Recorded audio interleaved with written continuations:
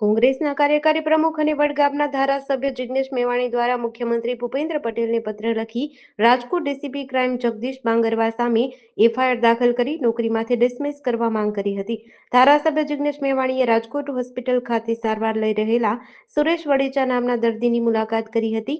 એ સમયે યુવાને અપેક્ષા કરતા કહ્યું કે તેમને ક્રાઇમ બ્રાન્ચ કચેરી ખાતે ડીસીપી દ્વારા ગુદાના ભાગે પેટ્રોલ છાંટી પટ્ટા વડે માર મારી પગ ભાંગી નાખવામાં આવ્યો છે। જોકે આ આક્ષેપો પછી તબીબી રિપોર્ટમાં દર્દીના ગુદાના ભાગે પેટ્રોલની કોઈ હાજરી ન મળી હોવાનું તેમજ ગંભીર ઈજા બ્લડ કે બર્ન ન થયા હોવાનું સામે આવ્યું છે, જેથી આઈપીએસ જગદીશ બાંગરવા સામે થયેલા આક્ષેપો ખોટા સાબિત થયા છે। છેલ્લા 3 દિવસથી ગુજરાતમાં ચર્ચાનું કેન્દ્ર બનેલા આઈપીએસ જગદીશ બાંગરવા સામે થયેલ આક્ષેપ બાદ તબીબી રિપોર્ટમાં ઘટસ્ફોટ થયો છે।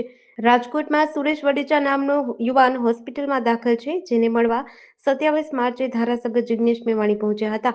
આ સમયે આક્ષેપ કરતા સુરેશ વડેચાએ જણાવ્યું કે ડીસીપી જગદીશ બાંગરવાએ તેમને માર માર્યો છે અને કપડાં કાઢી ટીંગાડી તેમને ગુદાના ભાગે પેટ્રોલ નાખ્યું છે।